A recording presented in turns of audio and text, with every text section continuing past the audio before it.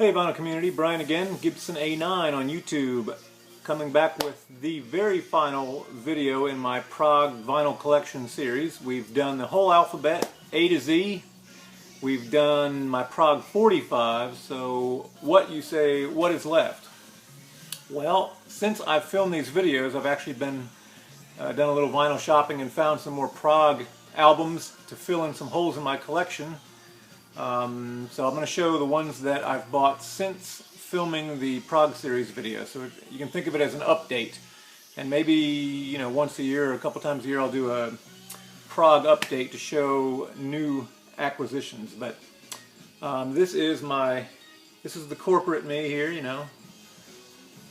Quite fancy. Anyway, you know. It's got to be done, right? You got to earn money to buy all these records somehow, so that's what we do. Anyway, so let's get started. It's just maybe enough records for one video. So let's see what we got. Of course, there'll be more of them toward the beginning of the alphabet than toward the end. But Alan Parsons project, Gaudi, how do we pronounce that? G-A-U-D-I. I think it's the very last studio album by Alan Parsons project from 1987.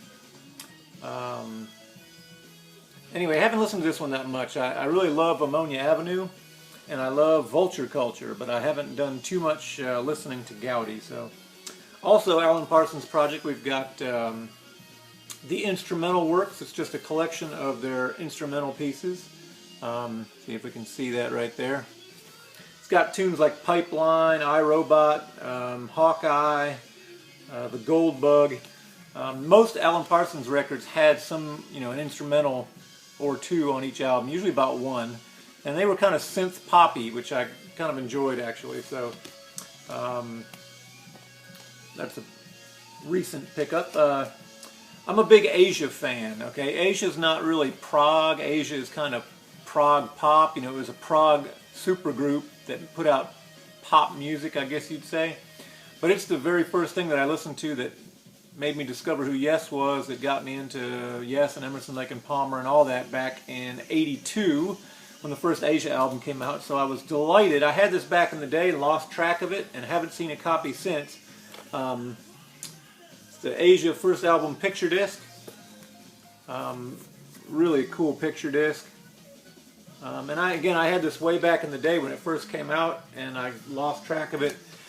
Recently, there was a guy selling a big collection that he had bought and had a lot of picture discs in it, so I picked up all those that I could find. So, same collection, I actually picked up a couple of the 12-inch singles. So this is Don't Cry, 12-inch single from Alpha, the second album from Asia. And just awesome Roger Dean artwork there. That's just such a clean looking, see if I can get it in a non-glare format here, but love that back cover. That's just pure Roger Dean right there.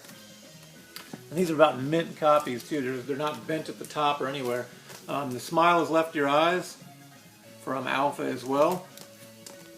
And I remember a buddy of mine named Bill Huber. He had a copy of this, and I think I probably had it back in the day and lost it also. So delighted to get those few Asia collectibles there. Last week picked up Camel Breathless. I didn't have this one. This is from, I think, '78. And usually a lot of albums by '78 were starting to sound disco or something, but this is amazing. It's got some really great songs on here. Camel just has a sound that I really like.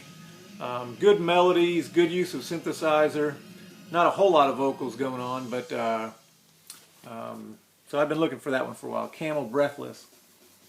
One thing that I've been into recently is trying to pick up some reissue copies of Italian progressive rock classics. And so I've been going online, listening to clips online and seeing which ones I like more than others, and then ordering the ones I like. But kind of a softer, mellower progressive rock with a lot of mellotron and things would be Celeste. And this is self-titled. No, it's not. This is an AMS reissue of, it's not self-titled, it's Principe di un Giorno. Principe di un Giorno. by Celeste, and this is actually an amazing copy. This is a white vinyl copy. I have to show you guys this, and apparently the first 300 of them that they made were, I'll show you the gatefold here. Cool gatefold in there. I think maybe 300 copies were put out on white vinyl. Very cool. So that's a really mellow synth prog album there. So that's Celeste, an Italian group from, only put out one album I think, but I think this was from '74 I want to say. 70, oh heck. Don't know. Suffice it to say it's probably from the 70s, right? Somewhere between 70 and 76 I would bet. So Celeste, Principe di un giorno. Same sale that I went to, collection sale, picture disc guy. Had this. This is a copy of, see if I can get a non-glare version of it there. That's Electric Light Orchestra. This is a copy of Twilight. No, not Twilight. Time. It's actually not the entire album Time. It's just Ticket to the Moon and Here Is the News from the album Time. So it's a 12-inch single picture disc. Always liked that album Time. I don't know if I don't think I included this one, but this is a Mobile Fidelity Sound Labs recording of ELP Pictures at an Exhibition. Really good shape. Picked this up for about 10 bucks. So I think it's probably the only audiophile pressing of vinyl that I think I have at this point. So they're kind of hard to come by. Speaking of reissues, this is actually a Japanese prog psych album called Flied Egg. Let's see if I can get that on there. There we go. Flied Egg on Phoenix Records. This is a reissue of a Japanese album, and you can see there it's a numbered copy. They made 1,000 of them, but it's Dr. Siegel's Fried Egg Shooting Machine is the name of the album. Really bizarre psych prog stuff, but really good music on here. Just very impressive songwriting, impressive singing, lots of synth work, excellent guitar work. It's just really solid. I heard it online. I said, man, I need to pick that up. So, Flied Egg. Going across the continents over to Europe, we have Focus with a collection called Dutch Masters. Dutch Masters was 75, so this is a collection from Moving, the first album, Moving Waves, really their classic period. This is kind of a greatest hits album from Focus. This one was a big surprise a couple weeks ago. First Gong album I've been able to find anywhere. Again, Gong is not really Yes or Emerson, Lake and Palmer. They're more experimental, and but this is just, this is weird, wild stuff, as Johnny Carson would say. Gong est mort. Gong is dead in English. Gong est mort, and Gong, I guess, were French, or French guys and British guys together, putting out some really bizarre, eclectic music. This is a live set from what? I think it was 77. Yeah, live at the Hippodrome in Paris, 28th of May, 1977. And so this has got Steve Hillage and David Allen, I believe, were the guys. So that was cool to find that. Steve Hillage's first solo album that he put out, Fish Rising, and I've heard good things about this. This is an import, gem import pressing here. Never really heard a lot of Steve Hillage. Curious to see how he compares to the other guitar Steves. That would be Steve Howe and Steve Hackett. Okay, next one is kind of cool. I just picked this up this weekend. Jade Warrior, self-titled release from 1970 on Vertigo.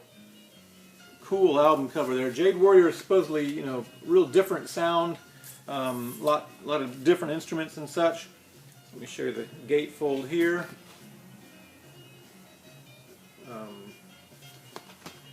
Got this at a really pretty good price too. So this is the very first first Vertigo Swirl record that I have in the whole collection. So there's the familiar Vertigo Swirl here. Very cool. So look forward to giving Jade Warrior a spin.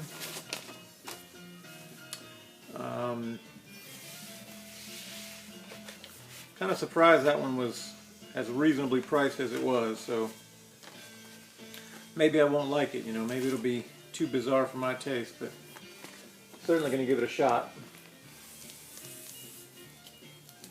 Alright. Jean-Michel Jarre. I have the other one. Now I have Equinox. I bought this weekend. It's a French pressing of Equinox. Oxygene is the one I have. I have 2 copies of Oxygene, and an American pressing and a French pressing, but was still missing Equinox, which is sort of one of his other classics. So picked up some Jethro Tull. This is the name of this album, and this is a fairly decent copy of this. And this is probably from what, 69, something like that. 68. So that's a reprise, Warner Brothers reprise pressing of that. A little bit later on, I didn't have this one, War Child, Jethro Tull War Child on Chrysalis from later on, maybe 75 or 76 time frame. Here's one that I had not really heard before, but heard a lot about it on Vinyl Community. Derek, I think, commented on it, and some of you other guys. Royal Bed Bouncer by Kayak. And I heard that online, really kind of liked it, so found a good copy of that this week. This is the red cover. There's another cover with like a little antelope or something scurrying across a desert. I don't know, maybe this is the US pressing and the other was overseas, or I don't know what. This Kayak was from Holland, apparently. This was recorded in Holland. So this is a Janus pressing of this record. So one that I mentioned before that I did not have, kind of a hole in my collection, was Tab in the Ocean by Nectar. Picked up a real nice copy of that, a gem import copy of Tab in the Ocean. So kind of completing my Nectar collection. Another Italian prog classic, New Trolls with Concerto Grossi per E. Any Italians out there? Concerto Grosso per E. Per I would be the redneck way to say it. Concerto Grosso per I. I don't know.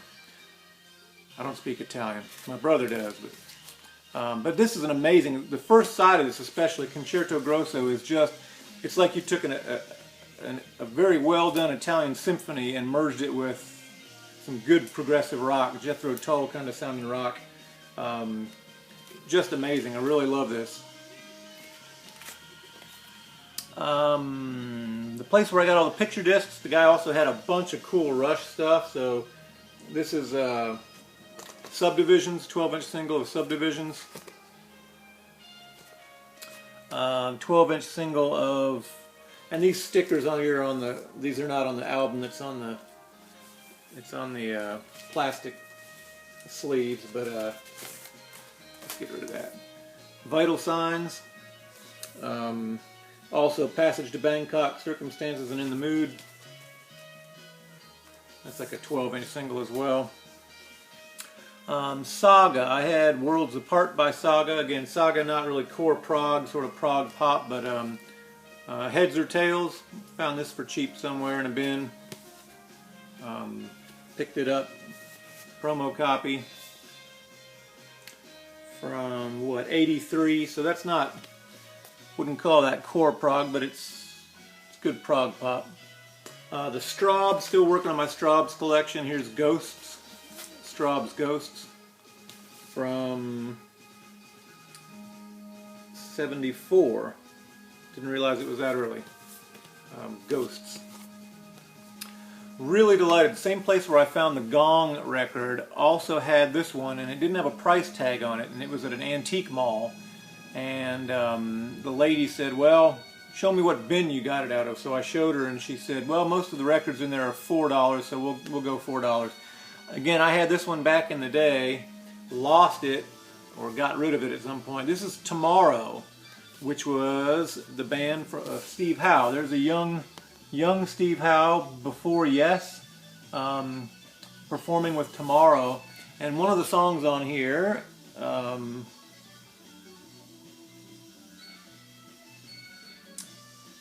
maybe I'm thinking of something else. I could have sworn that one of the songs on here is basically the guitar strumming part to Worm from Starship Trooper that they recorded later with Yes. So the dum dum da da da dum dum da da da dum dum, that part from Starship Trooper is lifted. I think it's My White Bicycle, if I recall correctly. But I remember the first time listening to this thinking, I've heard that theme before, and that theme later became Starship Trooper. So very cool. Tomorrow. This is a pressing. This is a Gem Records import pressing. From 68. I don't know if this pressing is 68 or not, but the original pressing was. So yeah, the label on this is Import Records, distributed by Gem Records. So it's not an original pressing of this. It's a copy, but cool nonetheless. Tomorrow with Steve Howe. And that about does it. That is all the prog that I've picked up since making the videos. So I want to thank all of you guys for watching these prog videos. Hope you've enjoyed them. Hope you've learned a little bit about progressive rock, about synthesizer-related rock, about Roger Dean album covers. There were some in here that are not really prog, but they had some cool Roger Dean stuff. Prog-related stuff, Italian prog, maybe you've learned a little bit about that. I'm still learning as well, still discovering good music here and there. So thank you guys for watching. Rob Paneeks in Boston, you win the award for most awesome comments left at the bottom of my videos. Just amazed at your knowledge of music and all the cool concerts that you were able to go to that I sure wish I could have seen. So Rob, thanks for all the comments. Hope you're enjoying your PFM Cook record. Derek, shout out to Derek. You probably have more prog in your collection than I have, and I'm a prog collector. So you've got some really cool, obscure stuff that has inspired me to go out looking for some reissues and things. Especially your Italian prog series that you did was inspiring. So a shout out to Dwayne. Dwayne, I enjoyed your Yes collection video and your Rush collection video. Those were cool. Jeff Recordman 1958. I know you, I think, have gone and are probably not watching this anymore, but you had a prog series that you posted that was really cool. So want to encourage everybody to keep posting videos, and I'll say goodbye. My next series I'll probably do will be my bluegrass records, which is quite a change, but if you're into bluegrass or know anyone else who is, stay tuned and we'll go through the wild, wacky world of bluegrass. See you guys.